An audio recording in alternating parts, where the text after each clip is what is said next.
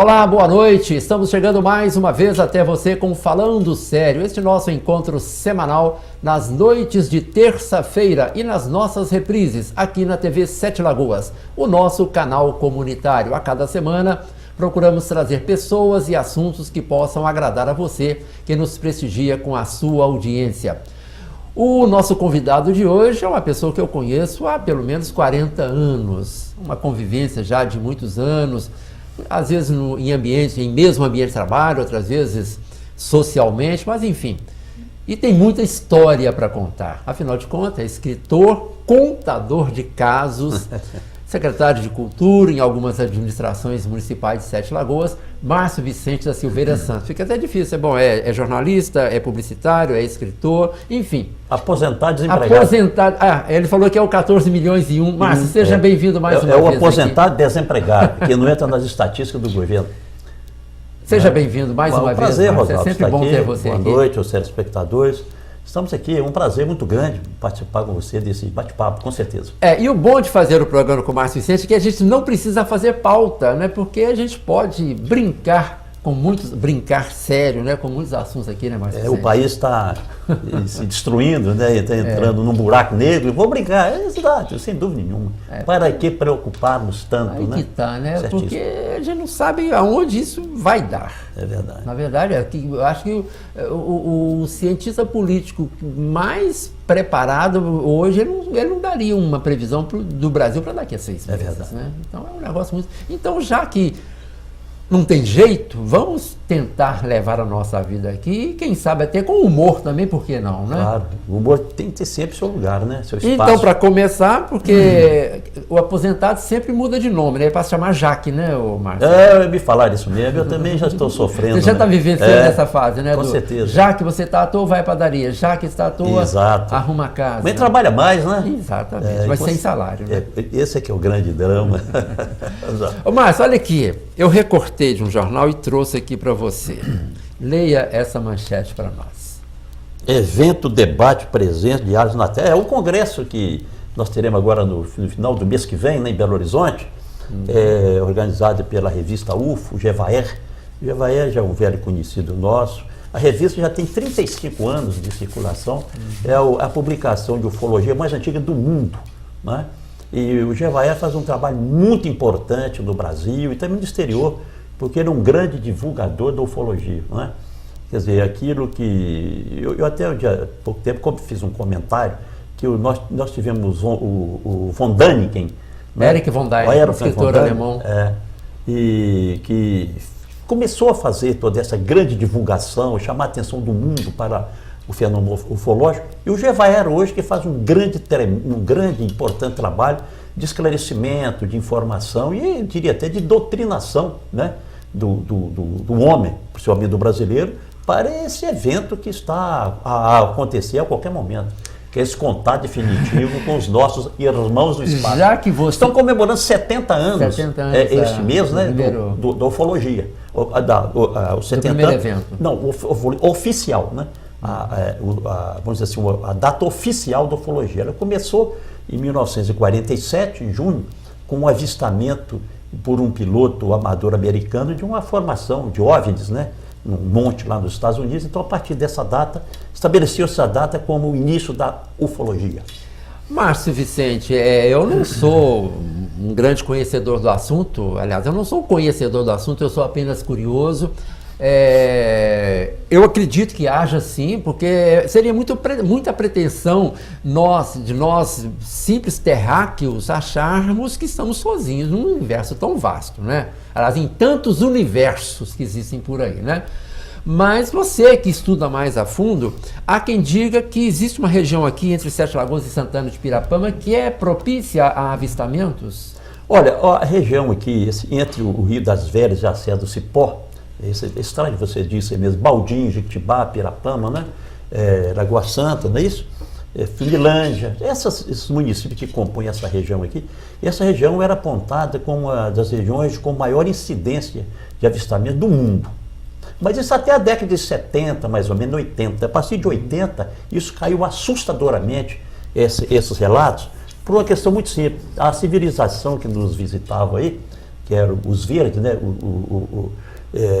que nos visitavam, era uma raça muito agressiva. Então essa raça foi tirada de Sete Lagoas, dessa nossa região. Eu não sei para onde foi, etc. O fato é que diminuiu muito os contatos aqui, porque eram sempre contatos traumáticos. Então, a partir dessa década de 80, anos 80, 85, etc., houve um decréscimo muito acentuado dos avistamentos dos contatos. Mas chegamos a ser realmente um dos pontos mais visitados do mundo. Você tem essa experiência? Ô Rosalvo, eu gosto muito de contar o seguinte, aliás eu falo nos nossos encontros, bate-papo, o seguinte, eu posso inventar uma história bonita aqui, etc e tal, pelo aquilo que a gente vai lendo, etc e tal, né? Você vai lendo a literatura ufológica, inventar uma série de coisas e talvez até te passar uma história que você venha acreditar nela, uma história forjada que você venha acreditar nela. Ou posso simplesmente dizer assim, eu não vi nada e ter visto boas coisas, ter feito contatos interessantes, né? Eu gosto de relatar, sempre relato pelo seguinte, por uma questão muito importante, que é o problema, é a testemunha da ocorrência ufológica. Porque não adianta se eu não tiver um testemunho, não tiver uma evidência, tiver uma prova física, não adianta eu ficar me contando a minha história. Eu sempre conto, e já contei aqui no seu programa uma vez, não do Marcílio, né? Um avistamento que eu tive quando eu tinha mais ou menos uns 15 anos, quer dizer, em Pirapama. Quem eram os testemunhas? Meu pai, meu avô, uns 3 ou 4 tios, o Padre Roque, meu tio e padrinho, o Zé Vicente, que era um amigo do meu pai lá, que era o delegado de polícia, mais ou menos umas 10, 15 pessoas na porta da venda do meu pai, num cair da tarde. Nós vimos 3 objetos sobrevoando a cidade, notamos que ele era absolutamente prateados e oscilavam, né, no seu deslocamento. O meu tio padre, o Padre Roque, engraçado, ele chegou ele que nos alertou para esse avistamento. Quer dizer, a ufologia está no princípio, ninguém conhecia tanto desse voador, 1959, por aí, 58, 59. Me lembro muito bem que ele chegou lá gritando por meu nome, falando, Marcinho, me chamava de Marcinho, vem ver os discos voadores. E nós vimos realmente um esquadrilho. Uma interessante é que uma desses objetos saiu da formação, voou até mais ou menos sobre nós, não absolutamente sobre nós, um pouco distante, mas nós ouvimos bastante grande, talvez como desses pratos, né, de refeição, e pairou um pouquinho sobre ali, e depois, oscilando, se dirigiu onde estavam exatamente os 2 outros objetos, e ali, em formação, eles desapareceram no horizonte. Esse fato foi muito importante, porque marcou meu interesse, né, pela ufologia. Apesar de que também foi um tremendo susto. Eu te confesso que eu fiquei uns 3 ou 4 dias sem dormir, com medo, né, dos voadores, de que seriam esses objetos do outro mundo. Mas então, esse fato eu conto pela testemunha que tem. Outros a gente nós temos muita coisa registrada, etc., apesar de que eu não mais tenho os meus arquivos do tempo que nós tínhamos em Sete Lagoas, um grupo de pesquisa. Eu fui vítima de um incêndio em Belo Horizonte, eu perdi todos os meus arquivos, e evidentemente entre eles o meu arquivo de contatos ufológicos, de registro de ocorrências na região de Sete Lagoas. Márcio, você acha que pode acontecer, por exemplo, uma pessoa ter essa experiência que você teve, presenciar e ter receio de relatar, com medo da reação que as pessoas possam ter? Hoje não mais. Mas já existiu isso? Mas com toda certeza. Naquela época, da década de 80, mesmo 90, por aí, a pessoa era ridicularizada. Ele era maluco, doido, estava inventando. Inclusive a própria mídia nossa. Há pouco tempo, por exemplo, a Isto É publicou uma matéria sobre ufologia, sobre o incidente de Varginha, né, aquele caso que nós vimos em Varginha, que é um dos maiores casos do mundo, comprovado, etc., ridicularizando. Quer dizer, ao invés de fazer uma matéria séria diante de um fato, se eles não sabem explicar, que tem uma consciência crítica de entender que o leitor não é burro, não é ignorante, não. Vamos tratar o assunto com seriedade, não é? Não, mas de uma maneira jocosa, irônica. Quer dizer, então, lamentavelmente, a própria mídia, ela alimenta essa cultura antiga de ridicularizar quem fez o avistamento. Então, grandes contatos que houve, a pessoa não relatava com medo de ser tido como doido ou mentiroso. Hoje não. Hoje a ufologia é aceita. No mundo, a estatística mostra que 3.800.000 pessoas relataram um tipo de avistamento, coisa com comprovação, não é tal, coisa comprovada, 3.800.000. Nos Estados Unidos, 3,4% da população já teve um contato ufológico, já viu alguma coisa. Lá o país de maior incidência. 7 milhões de pessoas. Lá o país de maior incidência no mundo. né? Lá é o país de maior incidência do mundo. Já teve algum tipo de contato, já é o país de maior incidência do mundo. O Brasil vem em 4º lugar por aí. Né? Então, quer dizer, aliás, desculpa, o americano, esses 3,tanto, acreditam na possibilidade da existência de objetos voadores e como a naves de outros planetas. Né?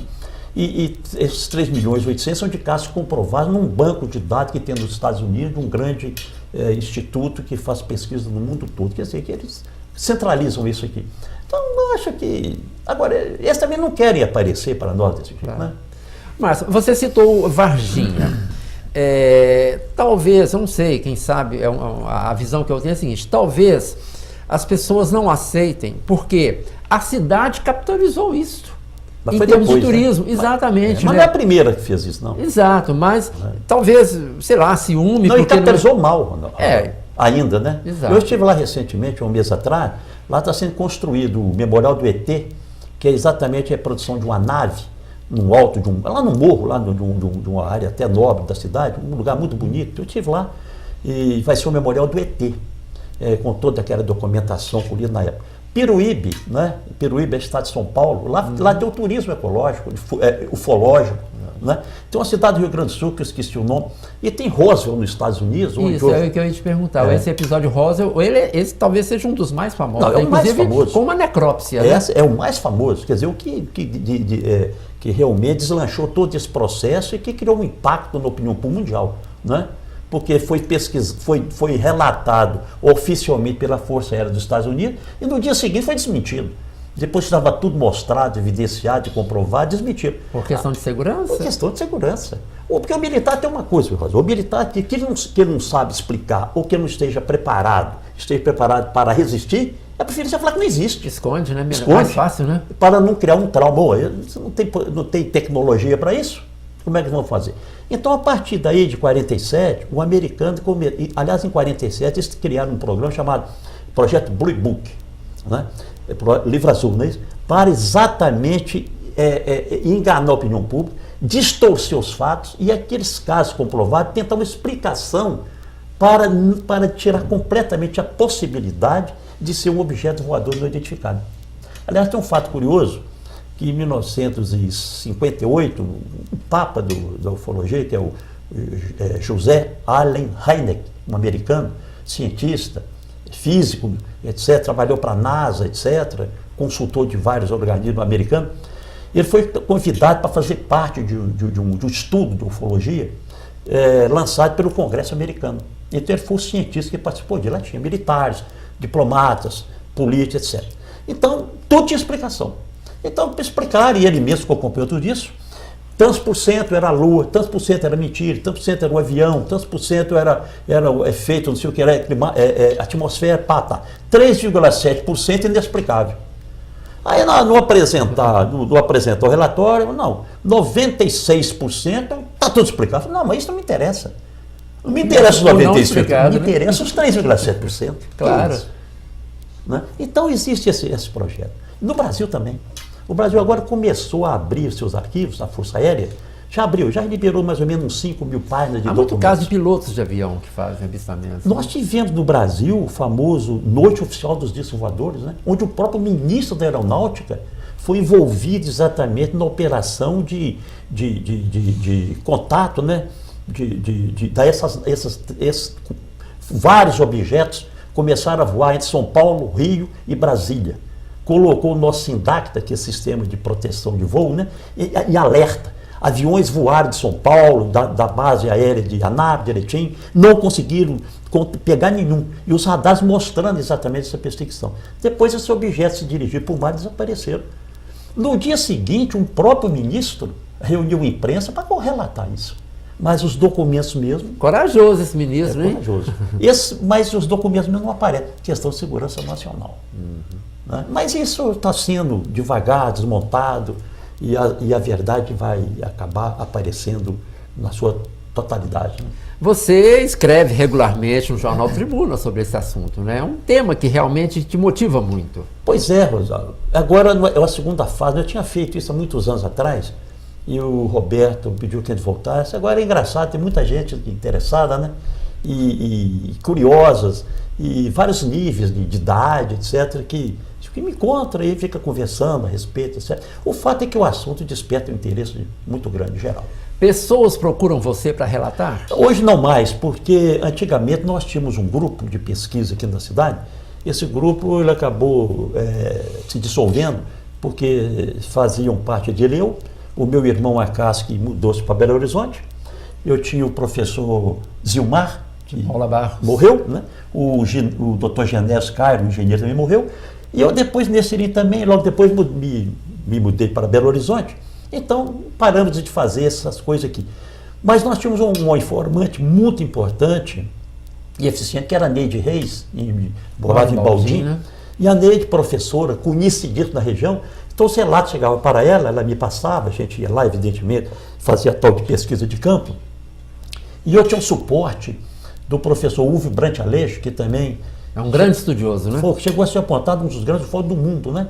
Ele tinha um centro de pesquisa em Belo Horizonte, o Cicoane, e ele tinha todo um instrumental, etc., para pesquisar, e fazia uma coisa interessantíssima, quando a testemunha aceitava, é de fazer regressão de memória com as testemunhas. Aí o relato... Chegava à data do evento? Absolutamente, quer dizer, e os detalhes do relato, do contato, etc., eram muito maiores, muito mais puros, né? Com mais detalhes. Então era coisa impressionante. E os casos mais importantes eu comunicava para o doutor Uve e a gente fez casos importantes em Sete Lagoas. Nós vimos muitos casos importantes em Sete Lagoas. Não só na região de Baldim, né? Na região de Baldim nós tivemos o caso do Hermelindo, que brigou com o tripulante de uma nave.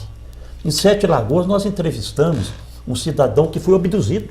Ele esteve dentro da nave, ficou dentro da nave mais ou menos em torno de umas 3 horas e meia. A pessoa tem memória desse tempo que fica? Não, a memória é essa que eu disse, ela tem que ser levantada através de uma hipnose, uma regressão. Assim, naquele momento, quando ela está sóbria, ela não consegue. Não consegue porque a ufologia, os pesquisadores mostram o seguinte, que existe uma intenção do abdutor, né, do alienígena, de também criar, de bloquear a nossa memória, exatamente para evitar trauma e também para evitar, talvez, possivelmente, uma divulgação maior, né, daquele contato. Porque eles não têm aquele interesse de aparecer tanto como a gente poderia imaginar que seria o ideal, né? Porque senão eles já teriam aparecido para a gente de uma maneira pública, né? Apesar de que isso deve acontecer muito, muito em breve. Apesar que o tempo nosso é o tempo deles. Claro, são dimensões bem diferentes. Não sabem em que condições eles... qual é a condição do planeta em que eles habitam, exatamente, por exemplo, né? Perfeito. Márcio, um assunto que pode ser até correlato com isso, embora alguém possa parecer que não. Existe assombração? Pois é, rapaz. Eu acho que todo sertanejo como eu tem obrigação de acreditar em assombração. Eu acredito em assombração. Uma vez minha neta falou assim, mas não existe isso é folclore. Eu falei, não. Eu falei, você já viu alguma assombração? Para ter medo de assombração? Não. Eu falei, pois é por isso, você nunca viu. Então eu já vi e tenho medo de assombração. E você declara isso assim? Não, mas eu tenho. E, aliás, o seguinte, acredito que exista sim. Agora, nós não podemos pesquisar muito a ocorrência assombrosa, porque nós acabamos achando uma explicação para ela. Aí perde todo aquele encantamento. Perde todo o encantamento. Né? Aí não tem jeito. Mas tem 3 coisas perigosas na vida. É assombração, chuva brava e elevador. É seríssimo. Elevador. Chuva brava é um pouquinho seríssimo. Ontem mesmo eu estava lendo lá, relendo uma memória, a gente estava comentando, até também com uma neta minha, que eu tinha muito medo de chuva brava. E eu controlava a intensidade da chuva brava observando as reações de minha mãe. Se a chuva era brava, mas brava com uma certa gravidade, ela pegava aqueles raminhos que eram bento na Semana Santa, né? E queimava lá uns raminhos daqui. Então eu já ficava de olho, veio a chuva brava por aí. Se ela queimava uma quantidade maior e rezava uma oração para Santa Bárbara, eu era garoto, eu Santa subia... Bárbara é protetora, né? Eu subia para a cama e já ficava sabendo que a chuva vinha de rachar, ia tirar a telha da casa, e um negócio assim muito sério. Agora, se minha mãe queimava quase todo o estoque de raminho e lia no livrinho que ela tinha lá de capa azul, uma oração chamada Magnificat, eu tinha certeza que o mundo ia acabar. Prepara a arca. Inclusive com a dor, não ia acabar em fogo, não ia acabar em água de novo. Né? Então acontece isso. Essas coisas são muito perigosas. É a sabedoria do sertanejo, né, Márcio?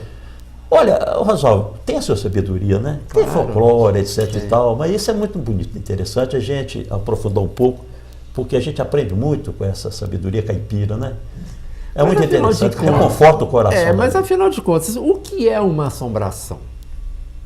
Assombração. Se é que cabe essa pergunta aqui.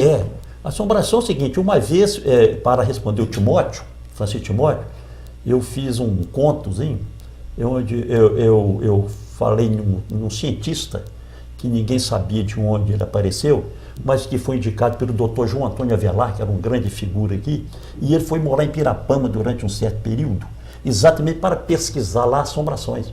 Ele estava subsidiado, inclusive, por um grande instituto inglês, né, de pesquisa de coisas extraordinárias. Então ele ficou morando lá uns tempos, que ninguém sabia direito o que ele fazia, nem como ele agia, como ele vivia. Então eu tinha que fazer uma teorização, o que era o tipo de assombração que tinha. Tinha assombração doméstica, assombração coletiva, tinha eu não lembro mais os detalhes, eu sei que eu fiz uma teorização que eu achei até interessante, sabe? Para explicar como é que é essa assombração. Porque você não pode confundir assombração com fantasma. O fantasma, exatamente. Por isso que eu não perguntei sobre fantasma. Fantasma é lá na Inglaterra, naqueles castelos. Aqui a assombração é aquele que grita para você, assombração grita, assim, vou cair, como gritou para o meu avô, vou cair, vou cair. E meu avô era um cidadão corajoso, inclusive coronel, né? Esses coronéis de patente que chamam. O avô falou assim, pode cair. Aí caiu uma perna. Daí um pouco, ela falou assim, vou cair, pode cair. Caiu outra perna. E assim foi caindo. Até que caiu, sabe? Um ser, evidentemente, com duas pernas, dois braços, né? Um tronco, uma cabeça disforme. E vovô não teve dúvida, pegou a carabina e deu um tiro nessa assombração. Ninguém sabe o que aconteceu com a assombração. O fato é que a história é boa. Ele cometeu um assombricídio. Excelente ideia. Aliás, gostei, vou anotar essa nova, como chama? Neologismo. Esse neologismo é interessantíssimo. E esses causos são muito bons, né, Márcio? Isso precisa ser preservado. Essa cultura oral precisa ser preservada. Mas, Rosalvo, né? sabe o que é? Tudo depende da observação. Veja o seguinte, eu era um garoto, no meu caso, eu era um menino, que na época que eu nasci, não havia luz elétrica em Pirapama. Então, lá na minha casa, onde eu morava, era uma casa muito grande, um corredor imenso. E meu pai punha para iluminar os 3 quartos, onde ele ficava com minha mãe, o outro éramos eu e meus irmãos homens, né? O outro quarto, minhas irmãs mulheres, etc. Então, eu ponho esse lampião no corredor. Se um besouro passasse de frente a esse corredor, a projeção dele virava um monstro. Então, quer dizer, eu, por exemplo, eu tinha muito medo de acordar à noite e de transitar por esse corredor, porque ali era um ponto de encontro com assombração. Quer dizer, então você tinha todo um ambiente criando, né, situações tenebrosas. E a imaginação voa, solta. Exatamente, aí voa. E além também tem os casos que você escuta dos velhos, que eles contavam para assustar a gente, garotos, né? Então isso são histórias magníficas. Na beira de uma fogueira, num fogão a lenha ali, Pirapama, um mingauzinho ali no fogão. Em Pirapama, até foi título de um livrinho meu, o Pirapama era debaixo da magnólia. Eu li. Havia uma magnólia na frente da casa do meu avô, então era o ponto de encontro. Debaixo da magnólia o tempo parece não passar. Não passa, acaba, desaparece. Mas você acha importante preservar isso, Márcio? Claro, porque é a nossa cultura popular, não é? A nossa cultura popular. Muitas vezes uma cultura não escrita. Exatamente. E essa que é a grande dificuldade, porque a pessoa não escreve e você tem que pesquisar, gastar tempo, procurar essas pessoas, etc. Muitas vezes até invadir a privacidade dela. E outra coisa, Rosalvo, vou relatar aqui um caso que aconteceu comigo. Eu estive recentemente visitando um senhor. Eu telefonei para ele, perguntando se eu poderia visitá-lo, porque eu queria algumas informações a respeito das estradas reais. Então eu falei, olha, se você estiver disposto a vir a Belo Horizonte, se eu for receber, eu não dou conta a Maria Estela Lagoa, porque eu já tenho 86 anos. Então eu vou visitar esse senhor, Olian José, um homem da Academia Mineira de Letras, com 40 livros publicados, etc. Um cara maravilhoso. Então, comentando com ele, uma certa passagem, ele falou assim, você, como pesquisador, eu falei, ô professor, eu sou pesquisador de final de semana, se minha mulher não resolve fazer uma feijoada no sábado. Aí ele falou assim, não entendi. Eu falei, é pelo seguinte, que se fizer uma feijoada no sábado, acaba o pesquisador. Acabou. Porque nós pesquisamos o quê? Final de semana, quando nós temos tempo. Nós não somos pagos para isso, nós não ganhamos dinheiro para isso. Quando você consegue terminar uma publicação, como você estava até me perguntando, Nós vamos falar sobre isso. É uma dificuldade, você faz o trabalho, investe dinheiro, tempo, sustância, né? E depois não publicar é uma dificuldade. E o que você ganha com isso? Nada. Se eu for fazer as contas, por exemplo, dos livrinhos que eu publiquei de pesquisa, eu levei um prejuízo razoável. Mas é o tal negócio. Então esse é que é o grande problema. Teria que haver equipes para pesquisar, para preservar essa nossa memória, né? A memória oral, descobrir isso, que isso é a riqueza da nossa cultura. O importante é isso. Importantíssimo, que são as nossas raízes culturais. E o povo sem essas raízes culturais, sem história, ele vai para o ralo da história. Pois é, mas aí que tá, porque a cultura é a identidade de um povo. Agora, que bom que existe, por exemplo, pessoas como você e tantos quantos que hajam... Claro, há muitos, inclusive em Sete Lagoas, que façam isso, mas isso deveria ser a exceção e não a regra. Deveria haver um programa de fomento a isso, que pudesse haver patrocínio por parte do governo, seja lá de quem fosse, para que a pessoa tivesse tempo pago para pensar e para pesquisar. Olha, eu não estou discutindo o valor, mas no valor, porque a arte é importante. É mais fácil você conseguir um apoio financeiro, um apoio de um incentivo cultural para realizar em Sete Lagoas um show de um cantor brasileiro de fama, do que para publicar um livro sobre a história de Sete Lagoas. Claro, infelizmente, é uma inversão de mas essa é a cultura da cultura, claro, né? A cultura empresarial que preside essas coisas todas. Mas faz parte. Nós estamos chegando ao final do primeiro bloco. Márcio Vicente Silveira Santos, nosso convidado de hoje.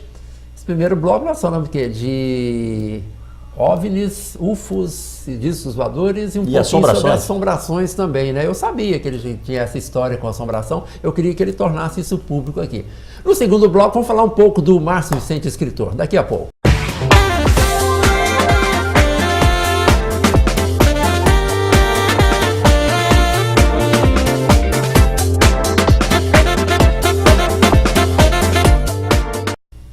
Voltamos com o Falando Sério, que tem hoje como convidado Márcio Vicente da Silveira Santos. Já falamos de disco voador, de assombração, de uma série de outras coisas. Mas vou falar agora do Márcio Vicente, escritor. Se não me falha a memória, o último livro que você lançou, Márcio Vicente, foi Tiradentes em Sete Lagoas, não é isso? Exato. Você agora já tem um livro pronto para ser publicado. Faltando aqui uns detalhezinhos, né? Uns detalhezinhos para ver se a gente põe. Afinal de contas, esse livro trata de quê? Bom, na realidade é o seguinte, Rosalvo, quando nós fizemos o Tiradentes em Sete Lagoas, o nosso objetivo principal era fazer uma coisa que a historiografia mineira não fez. Nem os escritores militares. É comprovar a presença do Tiradentes em Sete Lagoas. Não é passagem. Não, ele morou em Sete Lagoas documentalmente do dia 21 de abril de 1780 ao dia 23 de junho de 1781. Aliás, todo o livro de... Um ano e 3 meses e um dia, né? Isso. 1 ano e 3 meses e um dia. Todo o livro de história da Polícia Militar, e são vários, eu já li mais de 20, não fala do Tiradentes em Sete Lagoas. É bom lembrar que ele era um policial militar. Ele era um alferes, foi o comandante aqui do Quartel do Sertão, pertenceu à 6ª Companhia do Regimento de Cavalaria em Vila Rica. O capitão dessa cavalaria era o pai de Marília e de Dirceu. Né? Coisa interessante até. Bom, então o Tiradentes, a minha tese era comprovar documentalmente, porque os próprios escritores de Sete Lagoas falavam o seguinte: Tiradentes passou por Sete Lagoas, Tiradentes pernotou em Sete Lagoas. Então todos os escritores, de um modo geral, os escritores que fizeram história da Polícia Militar falavam isso. Em 1780 esteve ele em Sete Lagoas no comando do Quartel Sertão, ponto. O outro repetia, ou então mudava lá. Quer dizer, então o meu objetivo foi comprovar, porque eu acho que isso é importante para Sete Lagoas. Aliás, eu estive recentemente, pela segunda vez, fui convidado a participar de um seminário sobre Tiradentes lá em São João del Rei. E eu comecei minha palestra lá, escritores, pesquisadores, tal, as pessoas lá, muita gente até importante da área cultural. Eu comecei minha palestrinha lá falando o seguinte: o sonho da Inconfidência que motivou Tiradentes começou em Sete Lagoas. Aí foi um choque, né? Corajoso. Mas eu expliquei, pelo seguinte, essa é uma tese que, se não pode ser provada, e eu não vou prová-la, também ninguém pode desmentir. Por quê? Porque ninguém pensa em fazer uma revolução de um dia para o outro. Porque, na realidade, segundo a história da Inconfidência Mineira, o Tiradentes começou a fazer uma pregação mesmo em 1785. Quer dizer, até 1781 ele estava aqui. Então, você não fala assim, Oswaldo, vamos para essa situação política, vamos derrubar o governo, claro. Agora, vamos sair daqui. Mas não vai ser não agora, é assim. Né? Então, quer dizer, isso tem que ser amalgamado, tem que ser pensado, estruturado direito e tal. Então, eu acho que isso é importante para Sete Lagoas. Então, a minha preocupação foi provar documentalmente a presença de Tiradentes de Alagoas. Mas eu precisava de fazer. Se me permite uma observação, não por acaso, não à toa, o distrito se chama Silva Xavier. Silva Xavier. Mas que pouca gente sabe que Silva Xavier chama Xavier em função de Tiradentes. Depois que você levanta a dúvida, é mesmo, é Joaquim José da Silva Xavier. Mas preocupa não, os próprios militares não sabem não. A própria polícia de Sete Lagoas não sabe disso não. Nós temos um quartel aqui e eu acho que eles não sabem que Tiradentes ficou aqui no comando do quartel do Sertão. Né? Não sabe não, quer dizer, não dão, acho que não damos valor a certos valores históricos que a gente tem. Muito bem. Então eu fiz uma pequena contextualização para dizer por que Tiradentes veio para cá. Por que ele veio para cá? Porque aqui era um grande entreposto comercial, era um registro, em função das estradas reais, em função da movimentação, né, de bois, não, de mercadorias, evidentemente o gado, vacum, cavalar, que passavam por aqui, essas mercadorias direitinho, em direção às áreas de mineração, de Mariana, Ouro Preto, mesmo aqui Santa Luzia, Sabará, etc., passando mais por cima. Para abastecer essas regiões. Porque a nossa região aqui é uma região produtora, né, principalmente de gado, o Alto São Francisco, o Vale de São Francisco, o Rio das Velhas, etc. E tal. E as estradas reais que passavam por aqui levavam esses comerciantes ao sul da Bahia, onde tinha os grandes currais. E também era um lugar que você tinha para ir para Paracatu, que era uma grande vila do ouro. E também para você subir para Pernambuco, para outras capitanias. Muito bem. Então, eu fiz uma pequena contextualização. Então, isso ficou faltando. Então, agora, esse livro chama Sete Lagoas, século XVIII, exatamente mostrando Sete Lagoas como um grande entreposto comercial no século XVIII. Quer dizer, em função das estradas reais. Sete Lagoas estava engatinhando como cidade, né? Não tinha cidade, tinha umas pequenas casas, tinha umas 20 casinhas, era um posto, e depois, evidente, foi crescendo. Então, o Tiradentes ir para Sete Lagoas, para quê? Para policiar os caminhos daqui, para evitar o contrabando, não é? E também para dar suporte militar ao registro, que recebia dinheiro, passava recursos financeiros por aqui. Quer dizer, quando as caravanas vinham do sul para entrar no sertão, eles vinham com o dinheiro, por exemplo, quintado, a moeda circulante, uma moeda oficial, e aqui trocava por ouro em pó. Porque só funcionava no interior com ouro em pó. Então, quando eles retornavam, eles pegavam o ouro em pó e trocavam por moeda. Então, havia uma circulação de dinheiro muito grande aqui em Sete Lagoas, mais interessante, e em Jequitibá. Jequitibá era outro registro, subordinado militarmente a Sete Lagoas, mas era um registro muito importante. Jequitibá, também em função do Rio das Velhas, que era navegável. E lá tinha outra estrada, que era um atalho, que você subia por ali também, saía dos currais da Bahia, Pirapora, tal, tudo bem. Então, esse livro mostra isso. Eu estou contextualizando Sete Lagoas como um grande entreposto comercial, para complementar o Tiradentes. A propósito, Márcio, você está falando de Jequitibá aí. É verdadeira essa história de que Jequitibá poderia ter sido capital mundial? Houve essa história, sim, né? Entre os locais escolhidos, Jequitibá foi um dos lugares por causa da situação geográfica. Exatamente, principalmente em função do Rio das Velhas, né? Das águas, né? Deságua no São Francisco, né? Exatamente. E as águas, de modo geral, os ribeirões que cortavam ali, etc. E lugares planos, central, bonitinho. Mas depois entrou a política, né? E resolveu levar para Curral del Rei. Né? Houve uma luta muito interessante. Pois é, Márcio, mas você falou, o livro está pronto. Está pronto. E agora? Quer dizer, é o velho problema. Está escrito. Exatamente. Está escrito. É escrito, está pronto, ponto final. Aliás, pesquisa tem um grande problema. Você tem que botar um ponto. É difícil botar um ponto final. Por exemplo, porque eu ontem estava trocando um e-mail com um amigo meu de Sabará. Então eu fiz para ele uma pergunta assim, se assim tal. Ele falou assim: veja, vá a Sabará no arquivo tal, que possivelmente é uma coisa de seu interesse. Olha, já botei uma vírgula. Né? Agora, Oswaldo, a pesquisa é muito interessante pelo seguinte, veja só, tem um tempinho? Tem, claro. Eu tinha colocado que o Tiradentes, porque eu descobri essa carta, eu dei uma sorte de descobrir essa carta, onde o Tiradentes recebeu uma carta do governador, que era também o general comandante do Regimento de Cavalaria, Dom Rodrigo José Menezes, aprovando uma medida que ele tomou, que foi de transferir uma patrulha de Sete Lagoas para um local chamado Venda Nova. E o Tiradentes, o cara é voluntarioso, ele transferiu essa patrulha sem pedir autorização ao general e governador. O general, inclusive o general fala isso, da próxima vez você me pede autorização, tal. Transferiu, mas concordou com ele, a bem da estrutura militar, direitinho e tal. Então eu tinha um mapa de 1777, onde mostrava um lugar chamado Venda Nova, devia ser entre Cordesburgo e Curvelo.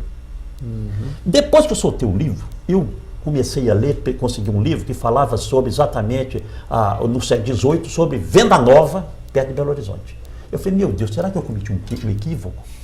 Porque lá era famoso também, lá era importante ali, tal. Tinha muitas águas minerais ali, que tinha que dar licença para explorar e tal.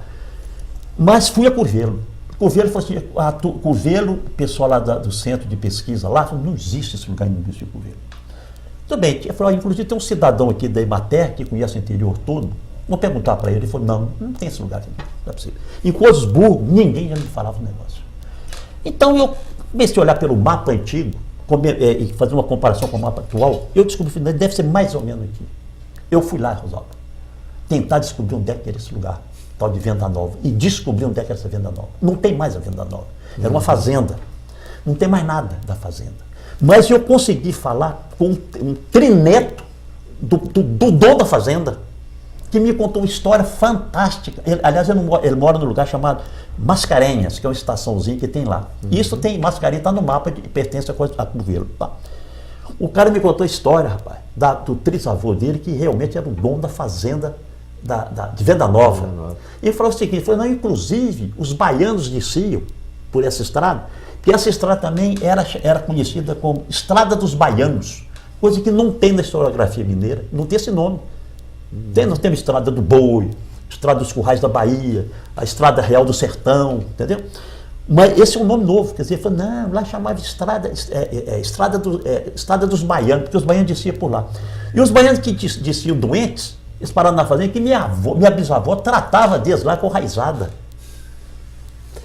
Voltamos àquela questão da cultura oral, né? Que é transmitida, né? O cara é cheio de história. E eu tenho que voltar lá, evidentemente, levar mais alguém, sério, para ver. E não há registro, não né? Não tem nada. Infelizmente, né? Morre, desaparece. E interessar principalmente o pessoal de Curvelo, porque hoje aquela fazenda está dentro do município de Curvelo. Mas agora, haja fôlego, né, Márcio? Fogo, e você tem que ter também tempo, né? E o tempo, claro, você precisa de ter o recurso financeiro. Porque o grande problema é o seguinte, não subsidia adequadamente a pesquisa. Eu te confesso que já fui secretário de Cultura de Seragu, nem sei quantas vezes, umas 3 vezes, nunca consegui montar uma estrutura não diria profissional, mas com elementos capacitados que nós temos para pesquisar a história de Sete Lagoas. Saio, mais uma vez, frustrado, não consegui. Como fui autor da lei que criou o incentivo fiscal municipal para poder subsidiar livro. Fiz a lei na minha época, fui eu, assinado evidentemente pelo prefeito Múcio Reis. Não consegui implementar essa lei. Rezo para que o próximo secretário, que diz que é pastor, que deve ter muita força espiritual, que consiga. Porque eu não consegui.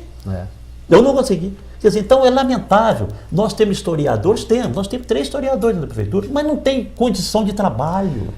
Talvez, quem sabe, uma equipe ligada a uma universidade ou uma fundação que pudesse, né, Rosalba, manter isso, né? Vou te confessar, eu imaginava, e desculpe, Tom Bahia, meu amigo, Antônio Fernando Castro Bahia, reitor do Unifem, eu tenho um grande acervo de documentos que foi deixados para mim pelo Joaquim Drummond, que foi um grande historiador. Eu imaginava que eu pudesse doar isso para o Unifem, mas a Unifem hoje não está numa situação, parece financeira, complicada, difícil, né, para subsistir, porque hoje essas universidades vivem muito do FIES e o governo não paga. Não é? Então, eu acredito que eles não vão poder receber esse acervo que eu tenho, que eu sou até um depositário fiel, eu não sou dono disso, e vai dando a ele o tratamento que ele merece. Eu tenho jornal lá um jornal de 120 anos, jornais de 120 anos, que é o que faz a imprensa de Lagoa. Isso não pode desaparecer. É a memória da cidade. Isso tem coisa incrível lá, histórias interessantíssimas dos nossos políticos, da nossa vida social, econômica, esportiva, etc. Isso não pode desaparecer. Agora, para quem eu vou deixar isso? Eu não vou deixar isso na minha família. Não vou devolver isso para a família Joaquim Drummond. Agora eu preciso dar isso a uma instituição. A prefeitura, não vejo condições da prefeitura assumir isso. Então, e fiquei assim um pouco magoado, como eu diria, não, decepcionado também não, um pouco surpreso de notar que a Unifem não está em condições, do momento, claro, quero certeza que é no momento, de assumir um acervo desse, para preservar isso em nome, em defesa do patrimônio da cidade de Sete Lagoas. Espero que isso uma pena, se resolva. Porque é a vida da cidade, é a história da cidade. E não podemos levar isso para fora. Uma vez eu lembro que eu fiz uma carta mal criada aos juízes aqui, tem uns 20 anos, que eles queriam levar o acervo do Fórum de Sete Lagoas, o acervo, escritura de venda de escravo, para Belo Horizonte, para o Museu da Magistratura, o Museu do sei de quê. Eu fiz uma carta brava contra eles lá, não sei, pelo menos durante um grande período, tenho certeza que isso ficou aqui. Isso é memória nossa, não pode ser em Sete Lagoas. Mas como resolver a cidade precisa de um grande museu, né, Márcio? Pois é, mas tem que manter o museu, né? Tem que, um centro de memória, né? Para essa documentação, tratar bem essa documentação. Então, precisamos disso. E agora, o que é interessante é o seguinte, Curvelo tem. Nós não estamos bancando aqui no Brasil contra a Argentina. Isso é argentino, né? Não é nada disso, não é nenhum choque de cultura entre o Brasil e a Argentina, não é o caso de Sete Lagoas com Curvelo. Mas Curvelo tem um centro de documentação fantástico. Eu fiquei tão encantado quando visitei o Curvelo, o centro de documentação, que no dia seguinte eu voltei lá levando documentos que eu tenho de Pirapama, que era traíras, para eles copiarem. Inclusive um jornal que circulou em Pirapama em 1904. Levei para eles lá, exatamente. Eles fotocopiaram, quer dizer, fiquei tão encantado e tão seguro com o trabalho que eles realizam lá, que eu fiz isso. Então, nós precisamos de evoluir nesse sentido. Que os nossos empresários abracem essa causa. Nós estamos com o Teatro Redenção ainda, quer dizer, precisando de recursos financeiros. Está parado. Aquele tapume está lá há quanto tempo? Está parado, quer dizer, precisa dos empresários. Tem um pouco mais, quer dizer, dá mais que eles dão para a cidade. Eles geram emprego, evidentemente geram recursos através dos impostos, né? Promove o desenvolvimento da cidade, mas que eles também apliquem alguma coisa. E aí veja nisso. Bem, aí aparece, porque isso vai ficar. Aí aparecem dois empresários, o Sebastião, esqueci o sobrenome, Silva, e o Antônio Delfino, que criaram aquele museu de mineralogia, que parece que não vai ser aberto, porque eles já receberam uma proposta assim, quase recusável para vender o acervo deles. Pois é. Então eu sei, porque eu conheço pessoas que fazem parte da família lá, falam que, olha, parece que não vai acontecer o museu. Investiram muito lá, eles têm um acervo muito grande. Eu conheço, quer dizer, conheço parte. Mas parece que não vai acontecer. Pois aí a cidade perde essa memória. Claro. Perde essa memória. É lamentável. Eu gosto muito de visitar museus quando eu viajo. E eu acho isso muito importante, você conhecer a história, não só do local, mas conhecer a história em si. E, infelizmente, Sete Lagoas não tem isso para oferecer aos visitantes. Rosário, o que preocupa muito a mim é o seguinte também. Eu também nunca consegui. Eu sei como professor, pode me dizer que há possibilidade. Quem sabe? Tomara que aconteça isso. É que, por exemplo, nas nossas escolas de primeiro grau, principalmente as municipais, que se ensine a história de Sete Lagoas. Não se ensina a história de Sete Lagoas. Não se ensina. Ninguém conhece a história de Sete Lagoas. E outra coisa, Sete Lagoas está se transformando numa cidade cosmopolita. Todo dia chegam 1, 2, 3 famílias novas em Sete Lagoas. Se nós que somos sete-lagoanos, não preservamos a nossa memória, se não temos compromisso com a nossa história, será que o forasteiro vai ter? Agora, Márcio, uma crítica. Houve um determinado, acho que foi no ano passado, no mês de janeiro, férias escolares, peguei meus 3 netos, coloquei dentro do carro e fui fazer um tour pela cidade com eles. Fomos a vários locais, entramos ali no Museu Ferroviário, fomos à Catedral, no Museu Histórico Municipal, e lá no Museu Histórico Municipal aconteceu um fato chato. Porque eles estavam lá e querendo saber as coisas. 2 meninas, 1 menino. E aí quando ele me perguntar, o que é isso? Pergunta ao funcionário do museu. Eu acho que tem que ser assim, não é? Pergunta ao funcionário. Só que aconteceu o seguinte, ele perguntou o que era uma coisa e a funcionária deu um nome errado para aquele equipamento que estava lá. Eu não falei nada na hora. Depois que saímos, olha, sabe aquela coisa? Aqui não é não, aquilo é um teodolito. E expliquei para que serve. Agora, a culpa é da funcionária? Não é dela não, porque ela não foi preparada. Agora, essa informação foi passada para quantas pessoas? É verdade. Esse é um problema, quer dizer, tem que treinar. Você não tem uma equipe. Tem que treinar. Não existe uma equipe. Tem que treinar. Você que foi secretário sabe muito bem disso. Mas eu vou fazer uma crítica que eu também recebo essa crítica, que eu também poderia ter tentar a gente tenta, mas muitas vezes você não consegue, né, chegar ao ponto. O grande problema, por exemplo, do caso da Secretaria de Cultura de Sete Lagoas, ela não tem funcionário efetivo. Não tem equipe. Não tem funcionário efetivo. Se muda o secretário, muda tudo, não, se muda o prefeito, muda todo mundo. Então, quer dizer, toda aquela expertise, etc e tal, aquele conhecimento some. Então você volta tudo do estaca zero. Resumindo, Sete Lagoas não tem uma política de cultura. Não tem. Não tem. Aliás, precisa de cumprir. Aliás, foi uma coisa que nós deixamos, que o Sete Lagoas, na época, na nossa administração lá, a administração Marrenaldo, que com a UFSPar, nós somos uma das primeiras cidades do Brasil a criar um plano municipal de cultura. Que hoje precisa até para aprovar projetos junto ao Ministério da Cultura. Mas fizemos o governo... E fizemos do município também com metas, com metas e prazos. Agora precisa essa política, audiências públicas, várias audiências públicas para aprovar esse projeto municipal, foi aprovado pela Câmara, etc. Agora precisa ser implementado. Agora, para implementar, precisa ter recurso, precisa de dinheiro. E a Secretaria de Cultura de Sete Lagoas, ela custa muito dinheiro para o município, sabe? Para o orçamento municipal. Você sabe quanto custa a Secretaria de Cultura dentro do orçamento municipal de Sete Lagoas? 0,4%. Nem 0,5%. Quer dizer, para pagar toda a estrutura, todo o funcionamento, nem 0,5%. Não dá para fazer cultura desse jeito. Agora, isso aí é um retrato do Brasil, né? E não só nessa área, Márcio. É uma coisa que eu sempre falo, sempre que eu tenho oportunidade aqui, eu falo o seguinte...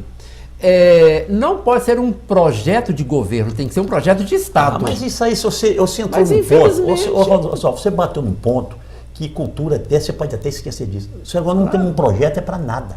Esse projeto de longo prazo não tem para nada. Não tem para nada. O desenvolvimento econômico da cidade, social, urbanístico, não tem para nada.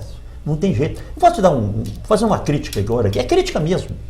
A Câmara Municipal, para ficar num poder público, que nós temos o direito de opinar, não vou atacar a iniciativa particular. A Câmara nós temos um direito, talvez até o dever de opinar. A Câmara faz quantas audiências públicas por ano para discutir certo projeto? Existe acompanhamento das conclusões que chegaram os vereadores? Eu, pelo menos, não tomo conhecimento. Então, você faz uma reunião, gasta-se dinheiro, cafezinho, tempo, mas mobiliza a comunidade, também não mobiliza tanto, não, porque todo mundo já sabe que não vai dar em nada. E não tem continuidade. É como CPI, né? Não serve para nada. Então não tem continuidade. Mas serve sim, é palanque. Não, só para isso então. Então você já deu explicação. Eu lembro, que não tem. Você vê, olha, faz o novo, como é que chama? Plano diretor da cidade. Mas a legislação complementar é antiga. Não atualiza a legislação complementar. Então você faz algumas leis lá, estou fazendo uma crítica generalizada, e talvez até irresponsável, porque precisa de entrar em detalhe, né? E eu não estou entrando aqui, então pode ser uma crítica gratuita. Ou então faz uma legislação complementar, que depois ela entra em choque com o próprio plano. Quer dizer, então, aí existem umas distorções que a gente não tem, quer dizer, então precisa pensar Sete Lagoas. Então precisamos de reunir os empresários, os médicos, dentistas, trabalhadores, as lideranças. Exatamente. E existe uma função que, que nós temos que imaginar também. Tem um detalhe, que Sete Lagoas tem que pensar coletivamente. Não é só em Sete Lagoas, não. Muitas vezes, uma vez eu falei para um prefeito que estava sendo contra, que estava uma fábrica de ração querendo ir para Caetanópolis, e ele brigando para ficar aqui. Eu falei, deixa essa fábrica de ração ir para lá. Por quê? Porque vai criar 80 empregos direto lá, e esse pessoal vem para Sete Lagoas. Vem gastar aqui. E se não tem a fábrica, você vem para cá, vem as 80 pessoas, mas qual o impacto que vai dar na nossa educação, na saúde, no transporte? Então, gente, Sete Lagoas precisa pensar também regionalmente. Mas pensa nisso. Pensar localmente, agir globalmente. Nós estamos besteira, falando bobagem. Nós somos intelectuais bons, porque isso aí não é conosco. Sabe o que eu acho, Márcio? Vamos falar de Tiradentes. Tudo bem, mas sabe o que? Só para fechar. Disco voador. Só para fechar aqui, duas coisinhas rápidas. Eu acho o seguinte, eu acho que a gente tem que pensar na utopia, sim. Tem que pensar aliás, assim na utopia. Aliás, assim. aqui, claro. puxa a carroça da e vida, outra coisa, são as utopias, agora as é uma utopias, opinião muito pessoal minha. Fazer justiça a um grande Sete Lagoas chamado Fran de Avelar Marques Ferreira. Que fez um primeiro plano diretor de Sete Lagoas há 30 anos. E que eu tenho. E com visão de futuro. Pois é, eu tenho a original. Então, eu tenho. Não é isso? Ninguém mais tem. Eu tenho. Agora, foi cumprido? Não. Então, veja. Não, tanto não foi. Quando ele retornou à prefeitura, ele atualizou. Exatamente. Mas também não foi cumprido. Agora, aliás, muita coisa que tem hoje aí, Norte-Sul, perimetral, foi que confere. Alguém fez, mas estava lá. Não é? Então, eu acho que a história precisa fazer justiça a essas pessoas. Eu convivi com a doutora Fran, eu era um repórter iniciante de rádio, ele me recebia no gabinete dele para gravar entrevista, para conversar. Então, eu tive essa grata satisfação de conhecer não só o homem público, mas como a pessoa, o cidadão Afran Avelar. E acho que Sete Lagoas deve isso a ele. Você quer ver uma coisa? Na campanha passada, o Unifem fez um simpósio levando todos os candidatos a prefeito, onde a pergunta foi... as perguntas foram as seguintes. O senhor acha importante uma agência de desenvolvimento de Sete Lagoas? Sim, todo mundo. Se o senhor for eleito, o senhor vai fazer? Sim. Muito bem. Sete Lagoas já teve uma agência de desenvolvimento no tempo do Múcio Reis. O administrador seguinte acabou com ela. E essa agência, não era dele. E essa agência foi tão importante que ela fez toda a estrutura local para a vinda da Iveco. E a agência foi... Eu acho que ela não foi extinta, não, Roswell. Eu acho que ela diluiu-se dentro da estrutura da prefeitura. Eu acho que essa agência ainda existe no papel. Olha só. Esqueceram que Sete Lagoas tinha uma agência de desenvolvimento. Pois é. Mas vamos falar do Tiradentes de novo? Foi focado. Vem cá. Essa história dessa figura do Tiradentes, há muita gente que fala assim, olha, o cargo dele na polícia é incompatível com essa figura que tem dele, de homem cabeludo, barbado, afinal de contas. Não, a figura física? A figura física. Bom, tem duas figuras. A aparência dele. Não, nada disso. O Tiradentes, primeiro, vamos começar do justiciamento, do enforcamento dele. Sim. Nas ordenações do reino, dizia o seguinte, que o condenado para ser enforcado, quer dizer, para ser enforcado, para morrer de morte natural na forca. Primeiro, ele não podia ter barba, porque senão o barraço não corria direito. E outra coisa, lá falava, ele tinha que gozar de relativa saúde. Não podia estar doente, não. Não podia estar doente, não. Então ele nunca teve barba. Como suboficial de cavalaria, não era dado a ele direito de usar barba. E nem cabelo grande. Nem cabelo grande, muito bem, nada. Não tinha nada disso. Os oficiais podiam usar um bigode. Então o Tiradentes não tinha aquilo. Eles queriam que o Tiradentes parecia. Que quando, a partir daquele quadro do Luiz Américo, né? Não sei, aquele quadro. Pedro Américo, lá, ele enforcado. Eles queriam dar uma ideia. Você pode, se você Jesus notar Cristo, no quadro, né? Você pode notar que a forca parece uma cruz. Associar-se com Jesus Cristo, né? Ele era um mártir, né? Exatamente. Então foi feito depois, muitos anos depois, até por intermédio do Instituto de História Geográfica de Minas Gerais, a pedido do governo, um estudo de como seria o Tiradentes. Então foi feito um retrato oficial do Tiradentes. Quer dizer, o uniforme... Com a farda Eu publiquei a foto dele no livro, do Tiradentes de Sete Lagoas. É o oficial. Apesar de que ele está muito bonito, né? Já falaram isso.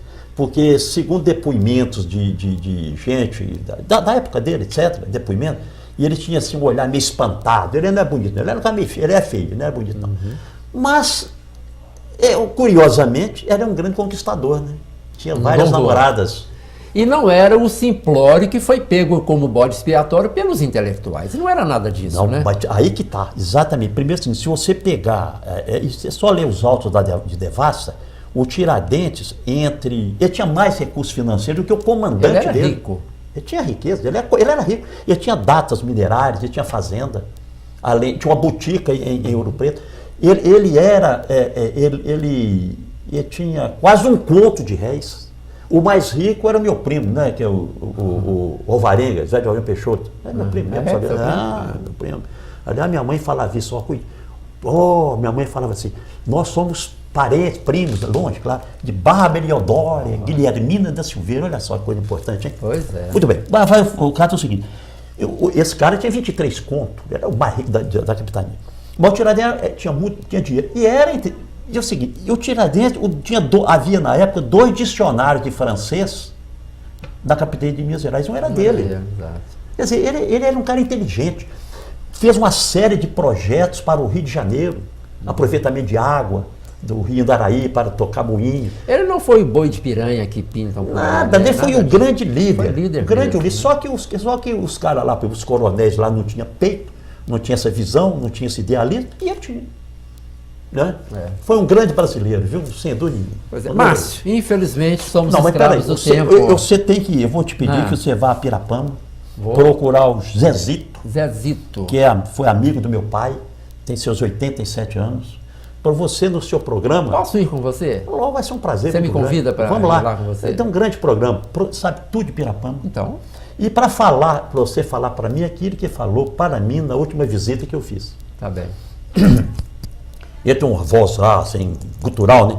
Falou assim, Mar, você já vai embora, senhor? Você tem que ficar aqui para a gente conversar pelo menos 3 dias. Pois é o nosso caso aqui agora. Mas, ó, foi um prazer, programa né? só não dá. Foi um prazer muito grande. Certamente você vai voltar aqui. Privilégio mesmo, viu? Você sabe o tanto que eu admiro você, o seu programa, Dona Gema. Então, foi um privilégio estar aqui. E quando o livro ficar pronto, me convide para o lançamento. Com certeza. Márcio Vicente da Silveira Santo, um contador de causos aqui, o nosso convidado de hoje no Falando Sério, que volta na próxima semana. Até lá.